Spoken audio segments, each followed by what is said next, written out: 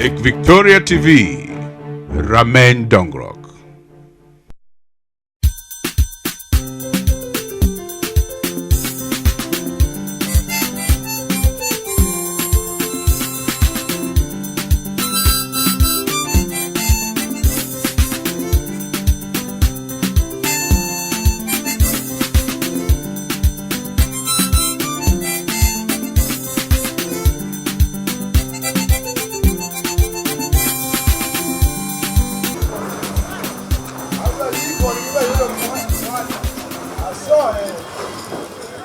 Kuom kinde mathoth, jolony e weche mag alwora osebedo ka nyiso luoro ni taka kata yugi mawuok kuom gigo molos gi plastics ma bende kwan gi medore kinde ka kinde biro kelo midhiero matamre gi nono. Yore moseketi mondo mi oduok chien taka gi to kod rach ma gikelo ok osedhi kare ka pile chandruok maluwore gi bedo margi nyenyore e lela.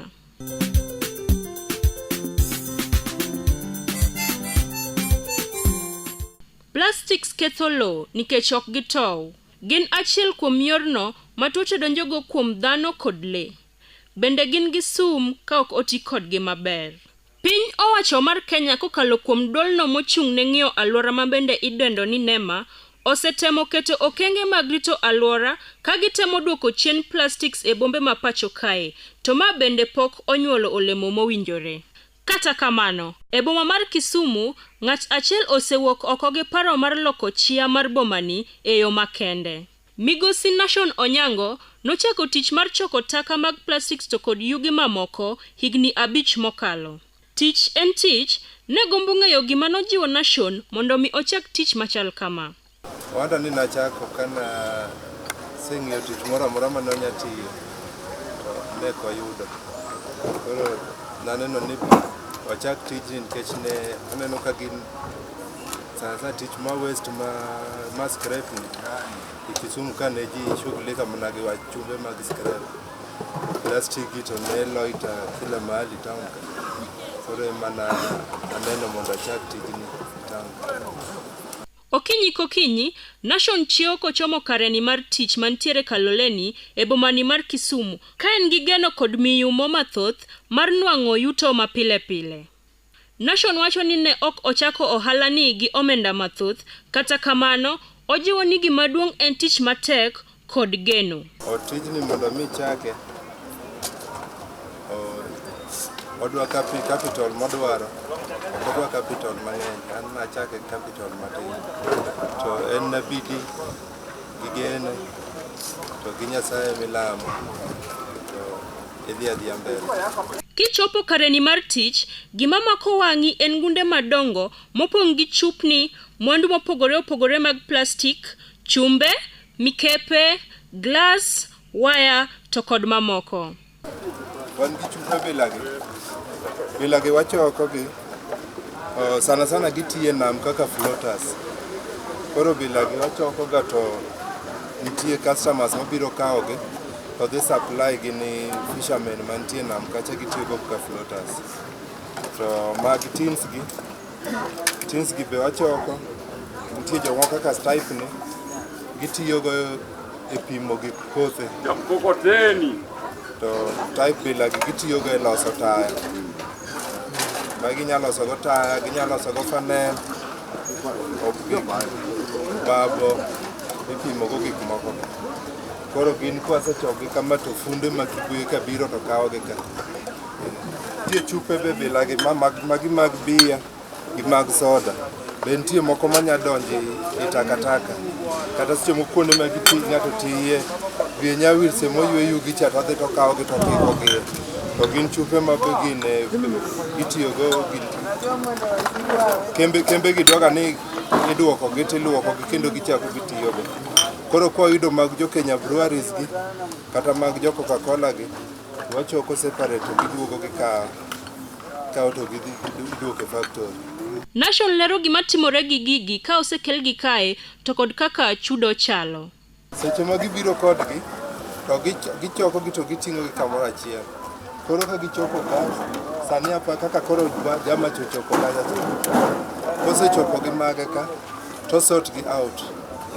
Kose olo ni ga to sort gi out oketo scrap mar chuma gi oketo yore, plastics oketo yore, tins be oketo yore. Koro kaka chuma scrap magi sani koseketo yore wapimo gi 18 shillings per kilo. Plastics mag bisende gi wapimo gi 15 shillings per kilo. Aito pet bottles wapimo 10 shillings per kilo. Tins go to koro wakwano kaka chupa mar jigno wakwano achiel pizza achiel wakwano 1 shilling. Tins go to wakwano achiel 3 shilling. Kambini kata oneno matin kama ondiko ji mathoth. Jok makelo gi ng'eny nikech diere machon ne ji okawo tijni kaka mar hustlers. Jomoko luongo gi ni chokora. Jomoko be luongo gi ni street boys. Wazungu luongo gi ni scavengers. But tinde to olokore. Tijni asetiye ndalo mang'eny. Mokwongo anakwanyo ga scrap. Akwanyo. Asetiyo ko karibu higni 15. Akwanyo ga scrap. Scrap ni seber ka konya ga samoro mi achiemo, samoro achulo, samoro be anyiewo gik kamago. Kila ng'ato ng'en tijni en na tich kaka mora mora. Koro yudo ka ji kar mondo gol waste gi to wang'o gi kaka ne giwang'o gi chon. Ng'ato kosegolo gi ot kacha to ng'en nitie kamoro kaloleni kacha moko dhi kotero gi koyudo kila achiel to yudo siling moro 10, 20. Koro en ma ng'ato ang'ata ma customers mabiro ka pile ok anyal kata kwano gi ng'eny. Choko plastics, pimo gi kendo chulo jotich ok e giko mar tijni. Nation bende nigi mashin motiyo godo e rego plastics gi. Koro mashin watiyo gi crushing. Kosetimo sorting out kocha to biro watimo gi crushing. Koro kaka gunia ni ma mosebedo crushed. Koro kaka nyiso seche kama koro ma osebedo sorted o blue gi white. Blue gi white gin irego gi kamoro achiel. Marep obeire ge yore. Koro magi ma pok obedo crush, gibedo crush ta iye ka. Nitie leke iye ka ma crush gi. Tichwe gi ka iye ka nitie auchiel. Oko ka itie ang'wen. Koro in total otiyo gi blades 10. Kichungi ni ka. Makoro ka gisebedo crushed to gi small particles manyakale kichungi no to gi opiny ko. Koro mosebedo crushed wa opake gunia ka.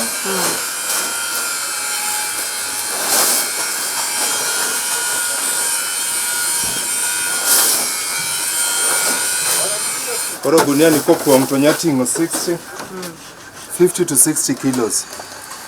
Kata kamano, tich ka tich nyaka bed gi chandruok ne. Nation nyisowa moko kuom chandruok mokalo e tijni. Gin kaka mokwongo en market. Market en shida kabisa nikech inya yudo kaka gin different materials. Yudo ka factories kocha be gin gi different demands. Inya yudo ka gin gi order mar injection, seche moko gin gi orders mag blow. Koro kidhi supply gi to giduog material moko ni mago ok gidich go. Gidwa particular material.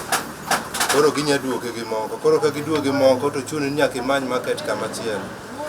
Koro koso market Kisumu ka to market machielo en nyaka Nairobi. To Nairobi bor. General challenge ma tijni kendo en kaka seche michoko gi ding ni giwuok e waste. Ichoko gi e waste. Koro seche minyiewo gi ok inyal ng'eyo. Inya nyiewo kata na 1000 kilos to kidhi process gi kichopo kodgi e market tiyudo ka waste ne ni iye. Koro inya lose kata 100 kilos kata 200 kilos. Changamoto machielo to en gine community be wan go gi shida. Gineno gi ka nitie jok moko mok ne ok ne tijni kaka tich. Gineno kaka gin chilo emiketo kuma gidake. Koro nitie jok moko manya biro ni mae ni go en industry ok onego bed ni bet kuma ji odakie. Koro mago koko mwan go ka nikech antie within residential area. Watu wanalia hapa juu ya security. Na kulingana na security hapa kuna mamasai wanalinda hapa kwa scrap karibu wawili. Na kuna wezi saa zingine inaendeleaga usiku. Na sisi kama youth saa zingine kwa kibanda mtu namlindia hawezi toka kuja kuweka security nje na ni usiku. Huko malunalinda kitu inaweza potea na ukakuwa suspect. Alafu sana sana mayouth wanapima scrap hapa. Unapata mtu amepima hata scrap zake, amepata pesa yake kidogo, ameenda kujivinjari. So mjua mtu akimwona anadhania tu hao ndio wanafanya wizi juu anatoa pesa wapi na yeye ni asla tu mbwa mtaani hapa hivi. Tukaa hiyo. Jok mine no biro ka mine no ko lilgi. Jomoko nitie makao gi marach ni gin onge tich magitimo. Gin jokuoge. To jokuoge tiche maonge mar mondo mi gitim mondo gitim kelma. To ma bende tich, ok ono ken tich. En tich. Kes samano kelo mano biro pimo kako aka to aka en gi pesa fuke. Oromo pidho nyithindo manie ot. Oromo chulo ot. Kako rwakore kako luokore. Iwinjo. Koro nitie jomoko maneno jomoko oginegi yo maler. Gineno ka jomoko gin jomoko ma otimre nade. Gin joma richo. Namba 2. Wo ng'eny kaloleni ka. Dhani maya oyae otieno. Isitoshe kata kowe mano. God no iro no oture. God mineno man kae no oture. Pok ong'ere nati ne oture na ng'ama oture na ng'ano. Mano ng'ama nigi target mar mondo puodh ng'ato. Ok omor gi tich ma ng'ato timo. Iwinjo. Koro kae ndiko ng'eny. Jowetewa tije ng'eny ma ng'ato nyalo timo. Range tich minyalo timo. Manyalo keti busy mar mondo mi tim. Yud mari matin instead of kwalo. Kambini osebedo katiyo kotenore gi migawo mar alwora to kod piny owacho mar kaunti ma Kisumu. Kata kamano, Nation nigi kwayo. Process matimo kani kaka mark crushing oken the final one. Onego bed ni kose wuok ka to waluokogi, kose luokogi to koka giloso materials manyien. Koro kantie kata county government kanya konyo nikech market is a problem kanya ginyakelo kata na kambi moro ka manya deal kod gigite. Kanya bet tich mayot. Na jogo mawacho ni tich onge, Nation miyogi agete kama. Okay, youth mantie mtakanyo mobet ma orito dwati ma onge tich manya tiyo. Ananya nyiso gini giwuog oko. Kik gicha tijni enena tich kaka tich mora mora. Nitie jok mogin ma tiyo tijni nigi mondgi, nigi nyithindo, gichulo ot gi tijni. Koro kik gibed gi rich tich mondo giondekgi. Girit kata na jo siasa obi ogonygi. Gichunga to giwuogo kao gunia to wuoth go round. Oko les go gigi to kelo to pimo to yudo pesa. Ma Tich en Tich.